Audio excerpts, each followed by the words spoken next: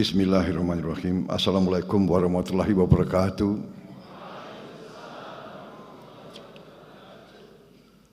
Yang saya hormati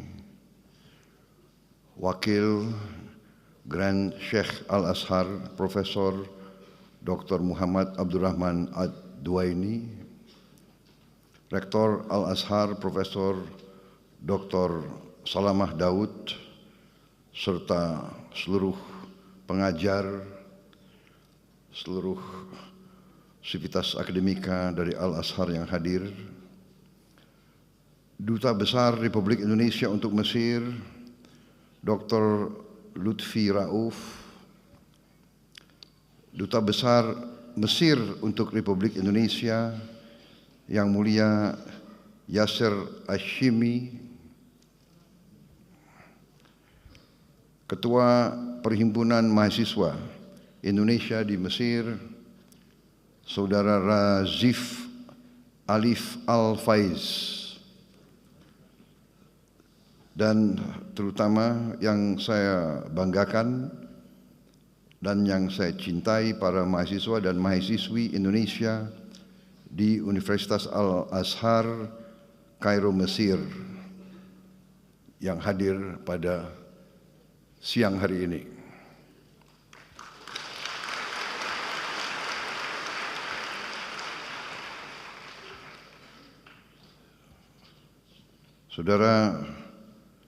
Saudara sekalian,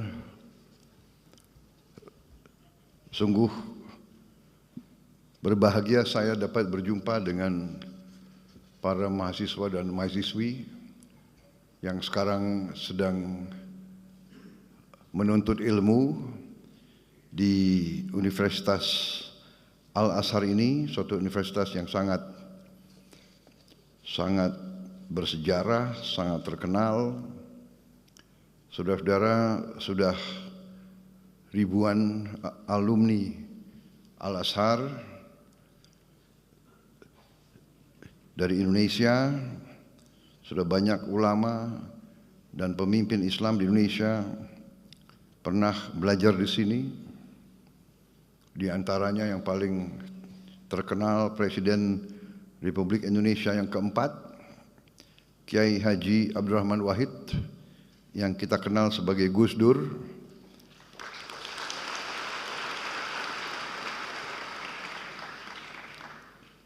Menteri Agama Republik Indonesia pada Kabinet Pembangunan ke-7, Profesor Dr. Quraish Shihab,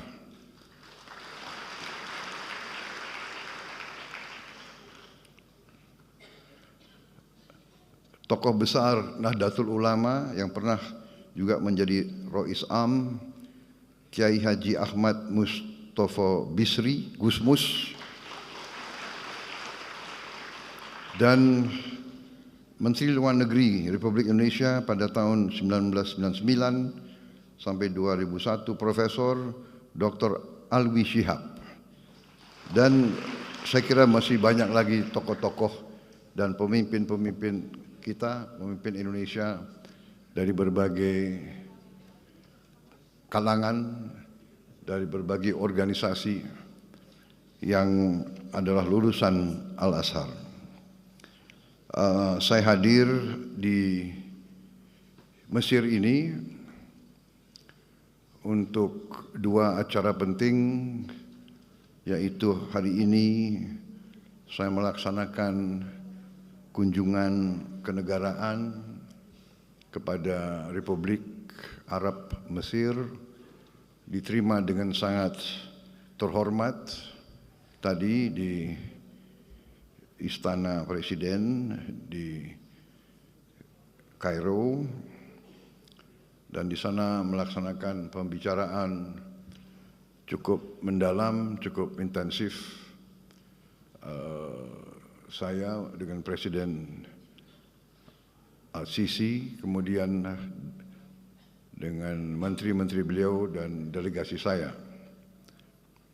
Kita telah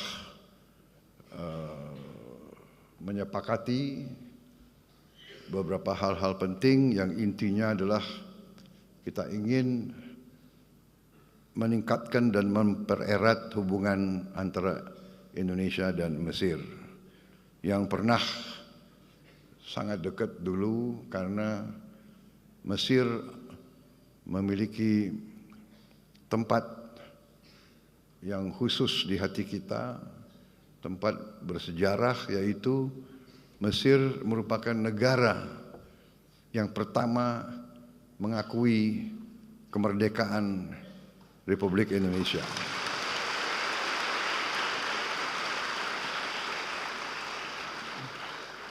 Tanpa ragu-ragu, tanpa berpikir, begitu kita proklamasikan kemerdekaan kita, Mesir negara yang pertama mengakui kita, dan akhirnya beberapa negara lain yang ikut mengakui kemerdekaan dan kedaulatan bangsa Indonesia. Kemudian dalam perjalanan, pemimpin Mesir waktu itu Presiden Jamal Abdel Nasser dan pemimpin Indonesia Presiden Soekarno menjadi sangat dekat karena sama-sama menjadi pelopor dibangunnya gerakan non-blok, non-aligned movement yang ingin mempersatukan negara-negara berkembang, tidak mau ikut blok manapun, tidak mau ikut blok barat, tidak mau ikut blok timur, berada di tengah, menghormati semua negara, semua bangsa, semua ras. Itulah pendirian pemimpin-pemimpin kita waktu itu, dan itulah tradisi yang hendak kita teruskan, tradisi bangsa Indonesia, dan itulah juga yang saya canangkan bahwa saya akan meneruskan dan mempertahankan sikap ini, bahwa bangsa Indonesia adalah bangsa yang menghormati semua bangsa-bangsa di dunia, menghormati semua negara-negara, tidak mau terlibat dalam permusuhan dengan siapapun, tidak mau terlibat dalam fakta-fakta militer, selalu menganjurkan jalan damai, selalu menganjurkan musyawarah, selalu menganjurkan jalan tengah, selalu menganjurkan kolaborasi, kerjasama, bukan konflik. Itu sikap yang saya canangkan dan itu yang saya jalankan, tidak hanya dalam politik luar negeri, tapi juga dalam politik dalam negeri yang saya jalankan selama ini. Saya menyampaikan bahwa di abad ke-21 ini dunia semakin kecil, teknologi semakin canggih. Teknologi sekarang begitu canggih, dapat memberi banyak kemudahan kepada manusia, tapi pada saat yang sama teknologi dapat juga dengan mudah menghancurkan manusia. Ini yang kita lihat sekarang. Saudara-saudara sekalian, para mahasiswa-mahasiswi, tentunya selalu saya menyampaikan hal ini karena saudara-saudara adalah bagian dari masa depan bangsa Indonesia. Kalian adalah anak-anak kita yang akan meneruskan perjalanan bangsa kita, bangsa Indonesia. Karena itu sangat penting saudara-saudara belajar dengan baik, belajar dengan tekun, belajar dengan benar. Dan saya berterima kasih, saya bersyukur saudara-saudara memilih belajar di Universitas Al-Azhar, universitas yang sangat bersejarah, universitas Islam yang mengajarkan pelajaran Islam yang damai, pelajaran Islam yang sejuk, pelajaran Islam yang moderat, pelajaran Islam yang tidak mengajarkan kebencian, pelajaran Islam yang tidak mengajarkan saling mencari kesalahan, tapi saling mencari titik-titik temu. Marilah kita bekerja sama satu dengan lain, bekerja sama dengan semua bangsa, bekerja sama dengan semua agama lain, bekerja sama dengan semua suku, semua ras, karena kita memiliki cita-cita dan kepentingan yang sama. Kita ingin mencari hidup yang baik di dunia ini. Hidup yang baik di dunia ini artinya hidup yang lepas dari ketakutan, lepas dari ancaman. Kita harus menjaga kondisi keadaan perdamaian, karena yang paling utama kita harus menjaga keamanan dan keselamatan seluruh umat, keselamatan kita sendiri, keselamatan keluarga kita, keselamatan masyarakat kita. Hanya dengan itu kita bisa meraih apa yang menjadi cita-cita setiap manusia, yaitu hidup dengan aman, hidup dengan baik, hidup menjalankan kebaikan menurut ajaran agama kita masing-masing. Ini sangat penting, saudara-saudara. Saudara sebagai anak-anak muda, harapan kita semua, kalau Al-Azhar pernah melahirkan seorang presiden, siapa tahu di antara yang duduk di depan saya suatu saat bisa juga menjadi Presiden Republik Indonesia yang akan datang. Tapi belajarlah dari contoh pemimpin-pemimpin itu. Gus Dur, saya kenal dekat Gus Dur. Gus Dur pemimpin Muslim, Ketua Umum Nahdlatul Ulama, datang dari keluarga syekh besar kita, keluarga Tebu Ireng.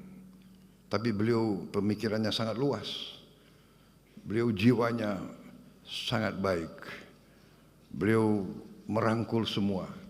Beliau menjadi tokoh, saya kira tokoh Muslim yang sangat terkenal sebagai tokoh inklusivisme, tokoh yang melindungi semua minoritas.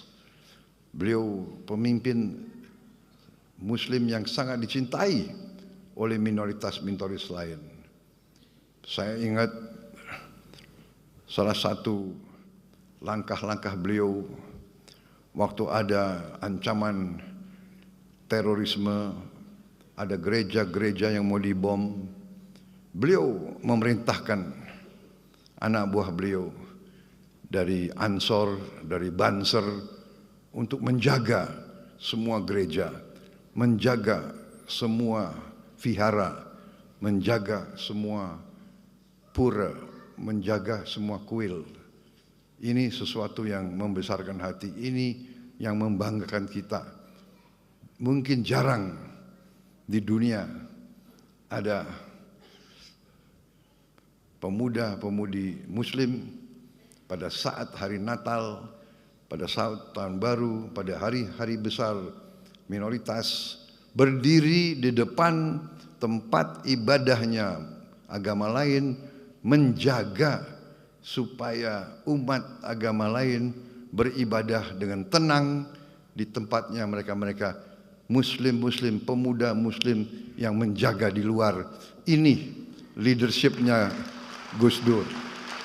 Ini contoh yang luar biasa, dan itu pun pernah saya tiru. Sewaktu memang Gus Dur sudah tidak ada, saya memimpin partai saya. Waktu itu ada lagi ancaman-ancaman bom kepada gereja. Saya juga perintahkan pemuda-pemuda pengikut saya di Partai Gerindra untuk menjaga di kota masing-masing semua tempat ibadah agama lain. Kita yang jaga, mereka yang beribadah. Ini contoh, dan itulah kenapa Gus Dur ini sangat dihormati. Walaupun beliau menjabatnya sebentar, tapi beliau masih sampai sekarang dihormati, dan beliau akhirnya sekarang diusulkan menjadi pahlawan nasional bangsa Indonesia. Saudara-saudara sekalian, ini saya kira salah satu contoh alumni Al-Azhar yang sempat menjadi pemimpin tingkat nasional di Indonesia, akhirnya menjadi presiden di provinsi dan memberi kepemimpinan, kenegarawanan, leadership yang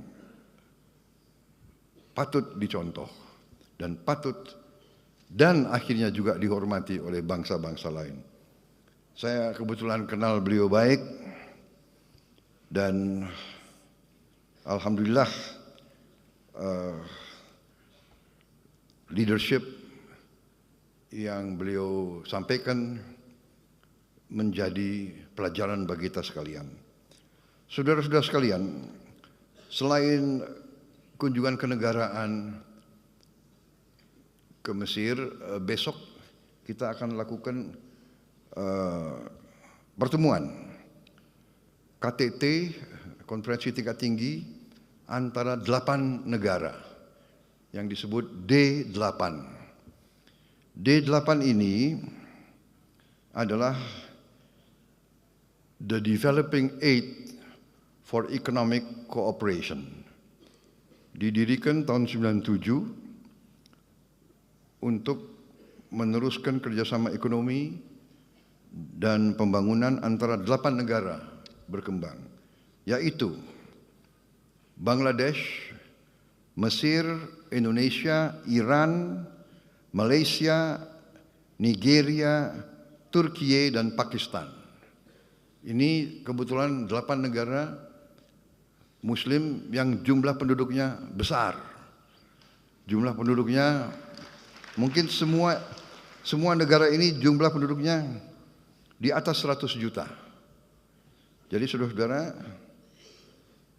D8 ini dibentuk untuk melakukan kerjasama ekonomi. Saudara-saudara, kalau D8 ini bergabung, ini pasar ini lebih dari 1 miliar. 1 miliar manusia.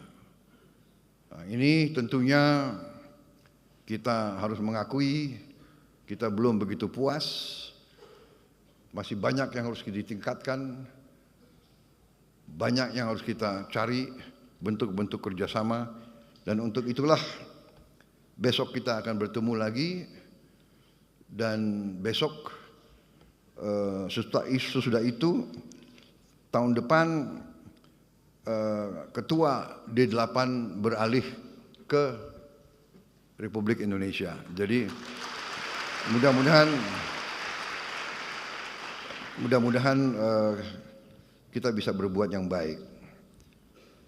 Saudara-saudara sekalian, kita lihat keadaan dunia, keadaan kawasan saat ini penuh dengan ketegangan, penuh dengan konflik, penuh dengan bisa kita katakan peperangan. Kita prihatin apa yang terjadi di kawasan ini terhadap saudara-saudara kita di Palestina, tapi tidak hanya di Palestina, di tepi barat Palestina ya, di Gaza, tepi barat Palestina, di Lebanon, sekarang di Suriah, tapi juga di kawasan-kawasan lain, di Libya, di Sudan, di Yaman. Saudara-saudara, marilah kita selalu waspada bahwa kalau kita tidak rukun dan tidak bersatu, kalau pemimpin-pemimpin kita tidak arif, tidak bijaksana, ujungnya adalah yang terjadi adalah perpecahan. Dan bila pecah, bila tidak ada persatuan dan kesatuan, yang ada adalah kelemahan. Dan kalau lemah, tidak dapat melindungi dan menjaga keselamatan rakyatnya. Saya kira ini pelajaran yang sangat penting bagi kita. Saudara-saudara, para mahasiswa-mahasiswi, belajarlah dengan tekun, belajarlah dengan baik, jadilah wakil-wakil Indonesia dengan baik. Jangan memalukan kita. Belajar dengan baik. Saya bersyukur saya dapat laporan bahwa mahasiswa Indonesia termasuk mahasiswa asing yang paling sedikit bikin masalah di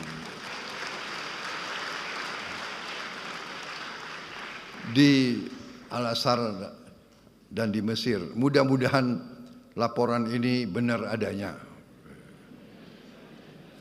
Jangan hanya nggak enak sama Presiden Republik Indonesia disampaikan laporan-laporan yang bagus. Tapi tadi Presiden Al-Sisi juga mengatakan tiap kali lihat wajah orang Indonesia di Mesir, beliau selalu lihat wajah yang baik, wajah yang gembira.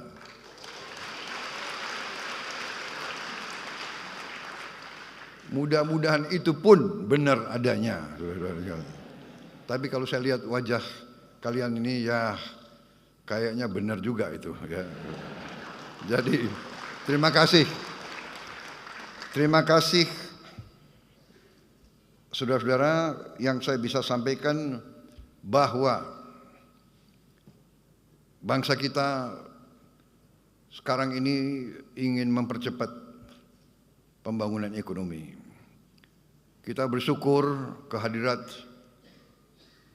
Allah yang Maha Kuasa, Tuhan Maha Besar, yang begitu banyak memberi karunia kepada kita. Bangsa Indonesia harus bersyukur. Berkali-kali saya mengatakan, bangsa Indonesia harus bersyukur. Kita diberi karunia yang sangat luar biasa. Kekayaan alam yang luar biasa. Saya sudah diberi angka-angka tersebut. Kita memiliki tambang-tambang strategis, mineral-mineral kritis, tanaman-tanaman yang sangat banyak ragamnya. Sebentar lagi kita tidak hanya swasembada pangan, tapi dalam beberapa tahun lagi saya katakan Indonesia akan menjadi lumbung pangan dunia. Kita begitu besar karunia yang diberikan oleh Yang Maha Kuasa. Lahan yang luas, yang subur, ketersediaan air yang cukup. Juga 3/4 wilayah negara kita adalah dari laut. Kita memiliki cadangan ikan kedua terbesar di dunia. Kita memiliki panjang pantai ketiga terpanjang di dunia. Artinya kita bisa punya puluhan juta hektar tambak-tambak ikan, tambak udang, tambak lobster, tambak kepiting. Kita akan menjadi eksporter yang paling utama di bidang ikan dan protein untuk dunia, saudara-saudara sekalian. Saudara-saudara sekalian, semua karunia ini percuma kalau tidak bisa kita kelola dengan baik. Karena itu saya bertekad, mandat yang diberi kepada saya oleh rakyat Indonesia, saya dipilih oleh rakyat Indonesia, saya disumpah di hadapan rakyat dan di hadapan Yang Maha Kuasa, saya disumpah untuk menjaga undang-undang dasar kita, menjalankan semua undang-undang. Karena itu saya bertanggung jawab untuk menjaga dan mengelola semua kekayaan kita untuk bisa dinikmati sebesar-besarnya oleh seluruh rakyat Indonesia.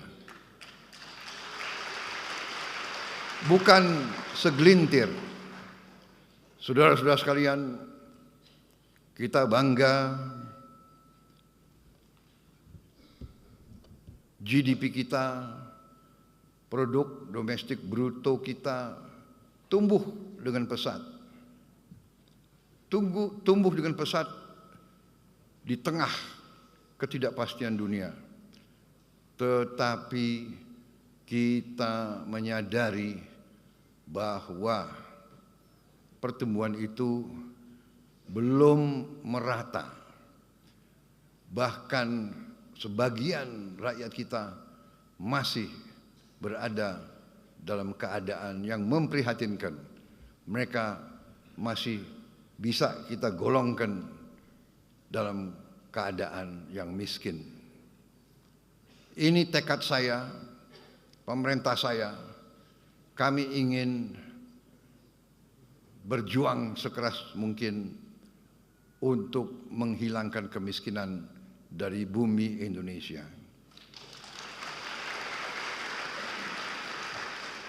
Dan untuk itu, dalam rangka menjaga kekayaan Indonesia tidak salah kelola, tidak bocor, tidak dicuri, mau tidak mau kita harus bertekad untuk memberantas korupsi dari bumi Indonesia.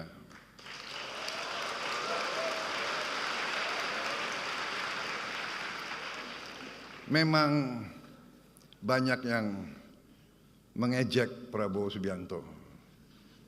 Saya memang sudah biasa diejek. Dari dulu saya diejek. Dari dulu saya difitnah. Sekarang pun mereka tidak percaya. Apa iya kemiskinan bisa dikurangi? Ya kan? Saya mau bikin program memberi makan untuk semua anak Indonesia pun diejek. Pun ada yang tidak setuju. Sampai sekarang ada profesor-profesor yang pintar-pintar kok nggak setuju. Heran saya. Profesor pintar atau bodoh, saya nggak tahu itu.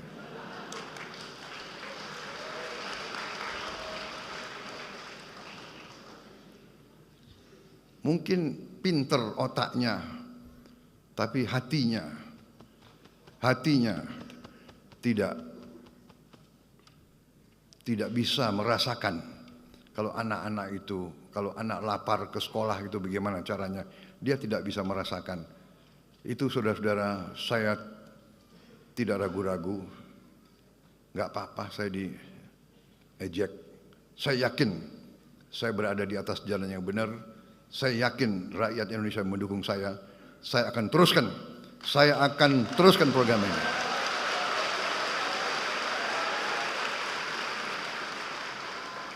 Dan mereka yang masih meragukan, 2 bulan saya memimpin Masih mereka bertanya-tanya.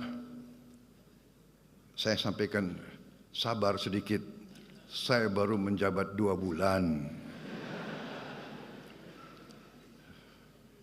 2 bulan, ya kan? Anda sudah hitung berapa koruptor yang sudah ditangkap?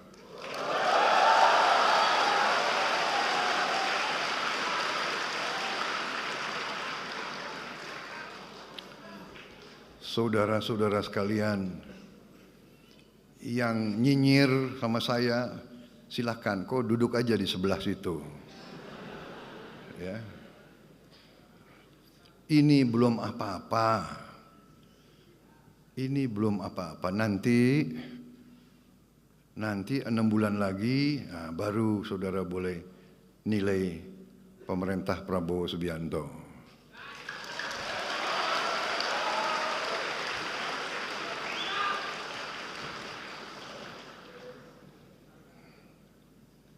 Saya merasa bahwa kalau sudah dipilih oleh rakyat, kalau sudah disumpah di hadapan Yang Maha Kuasa, tidak perlu ragu-ragu. Kita hanya setia kepada rakyat Indonesia dan kita hanya takut kepada Yang Maha Kuasa di atas itu.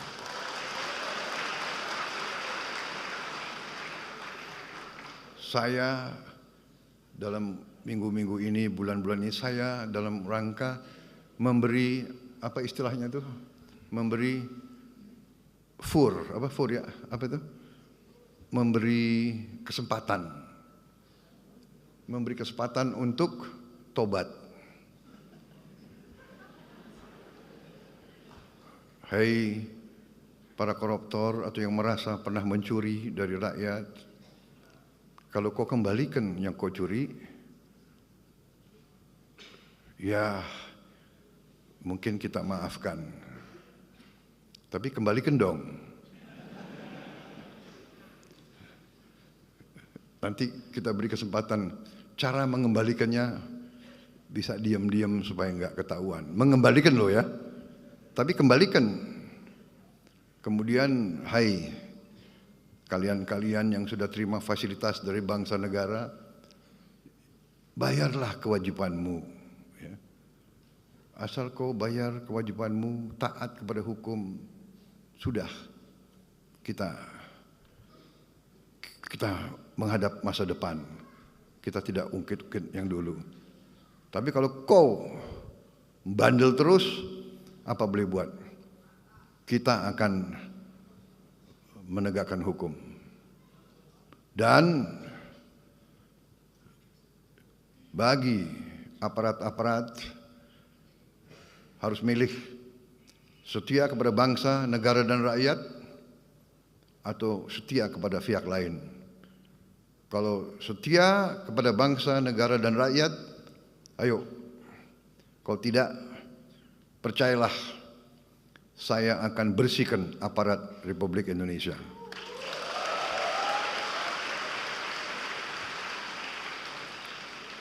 Dan saya yakin dan percaya rakyat Indonesia berada di belakang saya, saudara-saudara sekalian. Saya kira itu yang saya ingin sampaikan. Anak-anakku, belajar yang baik, belajar yang tekun, buatlah yang terbaik untuk bangsa, rakyat, dan negaramu. Raih ilmu untuk bangsa, berbuat baik untuk rakyat. Itu pesan saya. Terima kasih atas kesempatan ini. Saya bisa tatap muka dengan saudara-saudara. Saya bisa bicara langsung kepada kalian. Tidak gampang sekolah di negara orang, jauh dari keluarga. Saya percaya saudara tabah, teguh, dan teguh, tegar menghadapi kesulitan-kesulitan. Selamat belajar, selamat berjuang, Duta Besar, atase pendidikan, pantaulah keadaan anak-anak kita yang punya kesulitan, ya. Saudara-saudara, nanti saya akan minta laporan dari Duta Besar, ya, kondisi mereka dan bagaimana kita bisa lebih membantu mereka di sini. Terima kasih. Wassalamualaikum warahmatullahi wabarakatuh. Terima kasih. Selamat belajar. Sampai jumpa kembali. Terima